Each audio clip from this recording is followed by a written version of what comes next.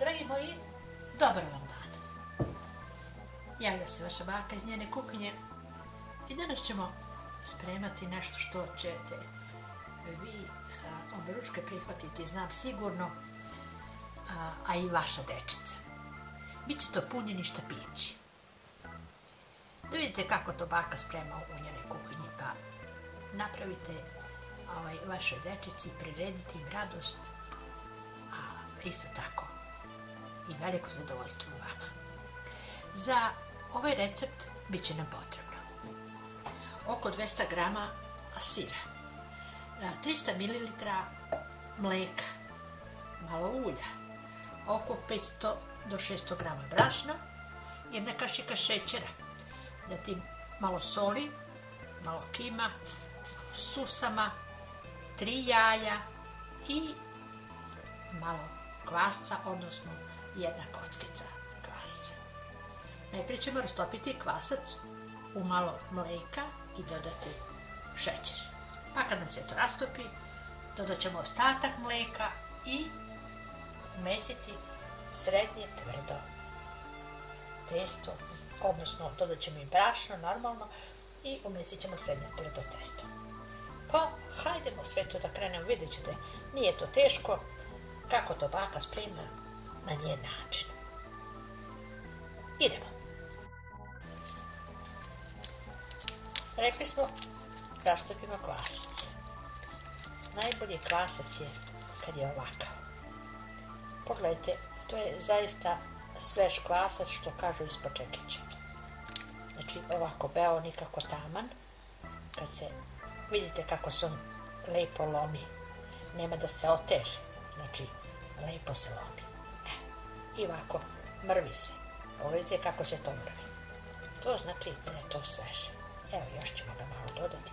Nećemo celu. Nema potrebe. Evo, ovo ćemo datiti za nešto drugo. Znači nešto drugo što budemo spremali. Sad ćemo tu dodati malo mleka. Malo mlakoga mleka. I ovu kašiku šećera. To ćemo sad lijepo ostaviti minutu, 2, samo da nam se kvasac rastopi. Evo sad kad nam se kvasac rastopio, dodajemo ostatak mleka. Dodat ćemo brašno.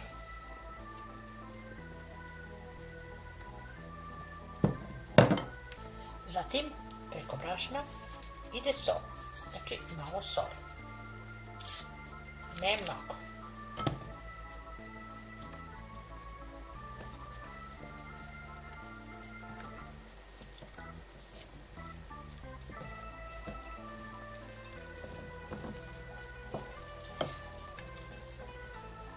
Dodat ćemo malo samo ulja.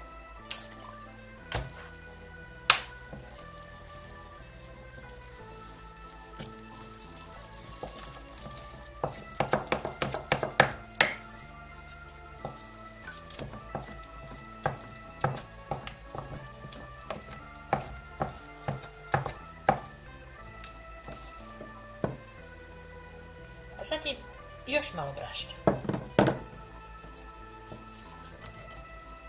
Mezit ćemo varjačom dok možemo. Kad ne možemo, onda ćemo rukama.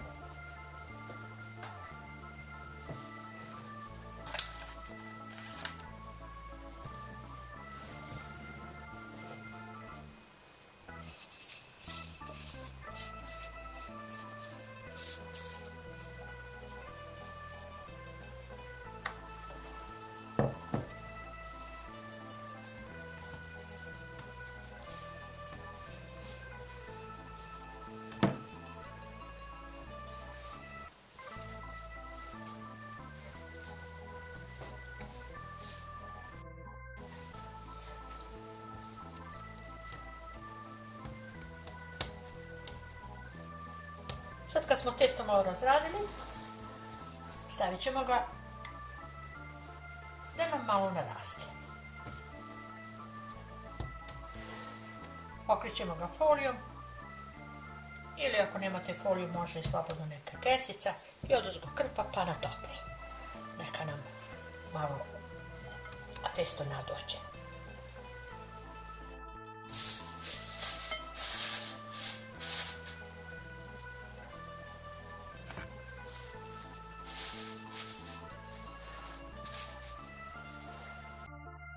Sad kad smo ga podelili na 4 dijela, svaki deo ćemo razvući onoliko koliko se može. Znači, evo, prvo ćemo svaku ovu malo umesiti.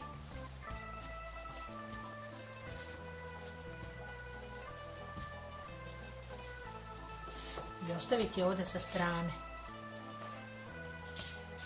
A jednu ćemo razvući.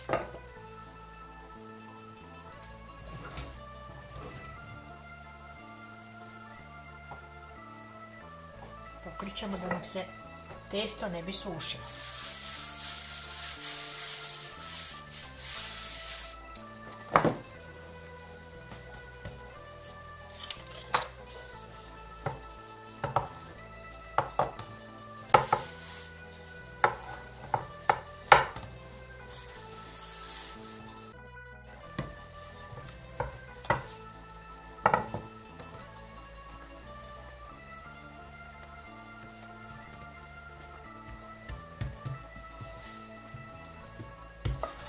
Prvu koru smo razvukli. Znači, razvući ćemo je tanko koliko god se može. Zatim ćemo je malo opoljiti i razvući ovo ulje po čitavoj površini sa četkicom.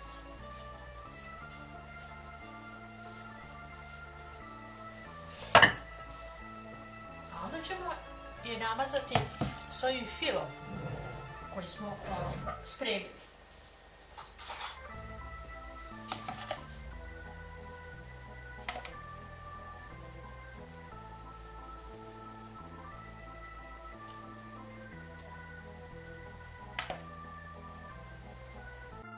Pošto ja imam ovdje malo prostora, moramo nekako prvo snađi se, pa ćemo evo sad ovu prvu koru znači staviti ovako na jedan papir i prebaciti je u služavnik da je možemo skloniti jednostavno da nam ne smeta, da bi mogli da razvijemo. Ovo je razvili, stavit ćemo je preko ovdje koja nam stoji u poslužavniku.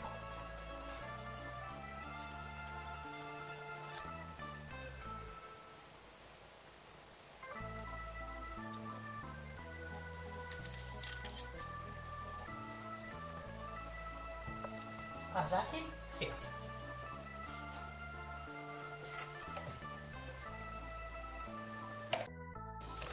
A sad razvučemo i treću koru.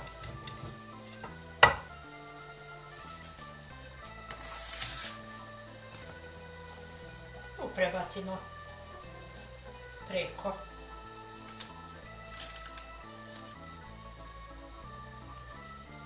I nju ćemo prebaciti sad preko.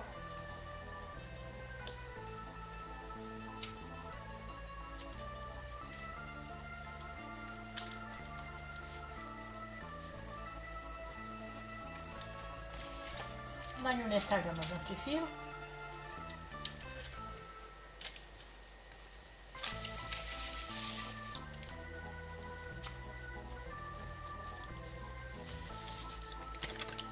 Mi ćemo samo malo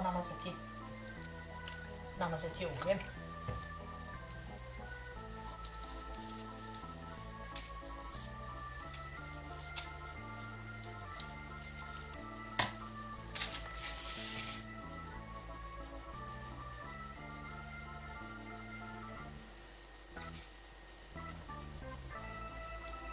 Ovo testo ćemo sad podijeliti na 4 dela, odnosno na 4 dužine. Evo otprilike ja ću da to sad probam da odmerim nekako.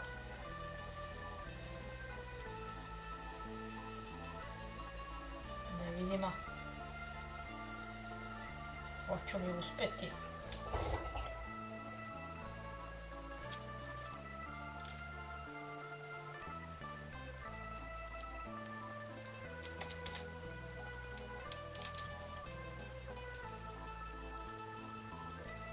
Ova vaša baka svašta vama pokazuje.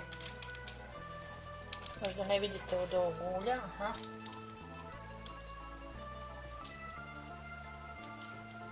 I svaki put sa novim receptom uvodimo vas u nove avanture. Nove avanture kulinarske.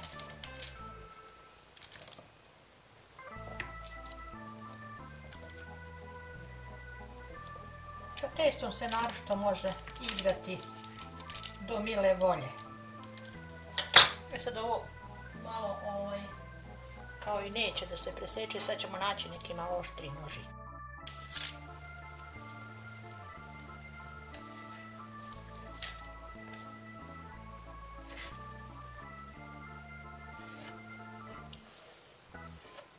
Vidite dobro što smo je stavili u poslužavnik. Ona malo sa strane curi da ne bi curila po subotu. Znači odlična ideja. Idemo sad. Šta ćemo sad dalje? Šta mislite? Uzet ćemo pleh. Pleh obavezno stavite papira. Znači, ovo je mera za ovako ovoliki pleh. Znači, papir obavezno stavite ukoliko to curi da vam to ne bi se poslije to zalepilo. Ovo ćemo jedno sad morati da izvodimo odavde.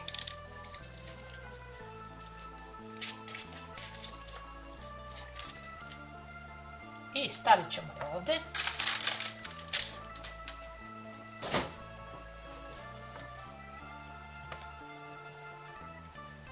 I šta ćemo raditi? Uvit ćemo je. Pa da, ovo moramo nečim da pritisnemo.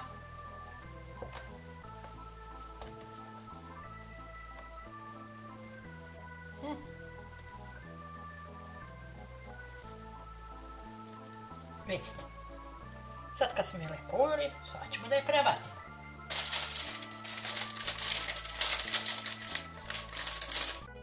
Da je uvijemo u ovome.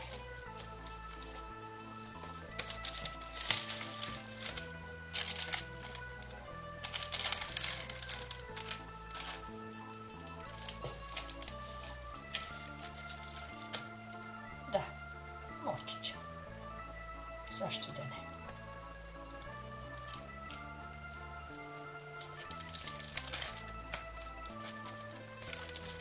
Prebacujemo.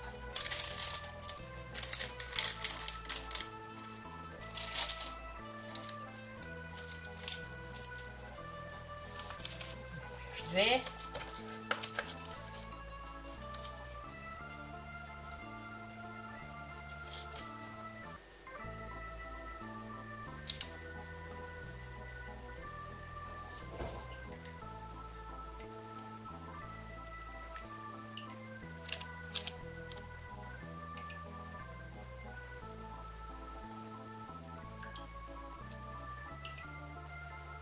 Reno smo uključili na 200 stepeni.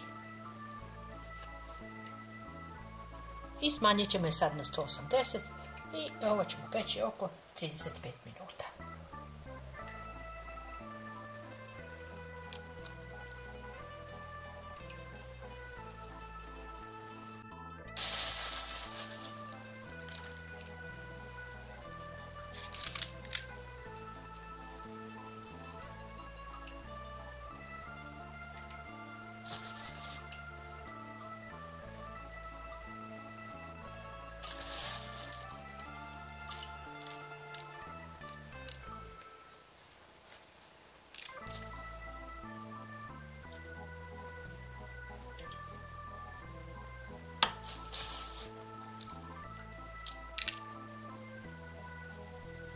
Posle susama može doći malo i kima.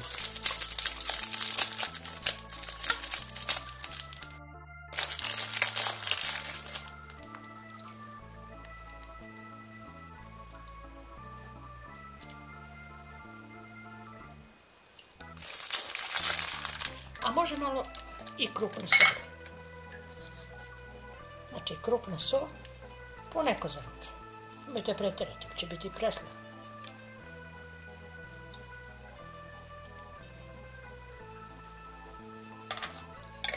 Redna je ugrejena. Idemo da pečemo naše bića. Ispekla se. Vidite kako se to divno ispeklo. Ostavit ćemo da se prohladi. Pa eto, onda ćemo da probamo. Ovo je jedan predlog za jedan dobar doručak ili za jednu dobru večeru. Naravno ako, eto, se skupi neko društvo, pa onda eto napraviti jednu ovake jedne štapiće sa sirom. To je nešto slično kao gibanica, ali eto, to je moj predlog vaše da prihvatite ili možda uradite nešto drugo. Znači, ostavit ćemo da se prohladi, pa ćemo onda da probamo da vidimo kako je sve to ispalo, ali mislim da je ispalo sjajno. Zaista smo to dobro uradili, lepo nam se ispeklo, što je najvažnije. Znači, pekla sam ga 35 minuta na 180 stepeni i evo vidite kako je to ispalo. Možda u toku pečenja, ne znam kako da vam je redna, meni peče jednako i dole i gore. Možda možete pokriti ako vidite baš da hoće da gori, ali ne bi trebalo.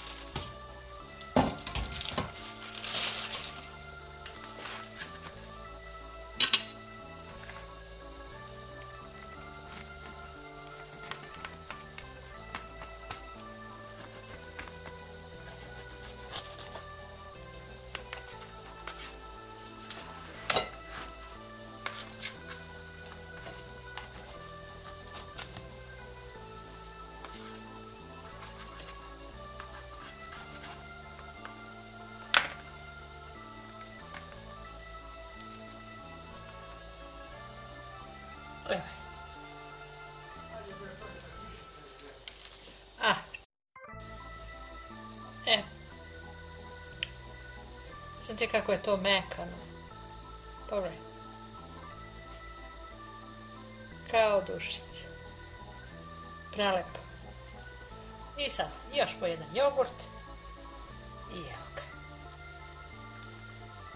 Jer vam to nije lepše nego ono što kupujete u kakvim pekarama, pa ne znate ni šta stavljaju. Ovako znate, bar znate šta su stavili, šta stavljate.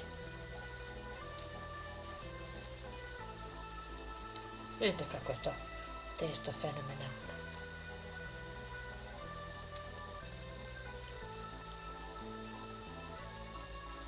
Savršeno. Zaista savršeno. Probajte. Dragi moji, evo naš današnji recept je gotov. Nadam se da će vam se recept dopasti kad ga budete napravili, jer je testo zaista savršeno. Možete to napraviti to za doručak ili za večeru uz neki jogurt ili kiselo mleko ili tako već šta želite. Ako vam se recept dopao, kliknite na prati me i budite član ovoga kanala i ostavljajte mi svoje komentare. Oni su mi zaista najdrži. Odmah ću vam svakako odgovoriti čim ga primetim. Jedna mlada ženica mi je, na primjer, napisala: draga bako, vaši recepti su divni i tako neke divne pohvale. I kaže, čim ja vidim vaš recept da je izašao, ja odmah lajkujem i odmah pišem komentar. A posle toga sednem i na miru uživam i gledam.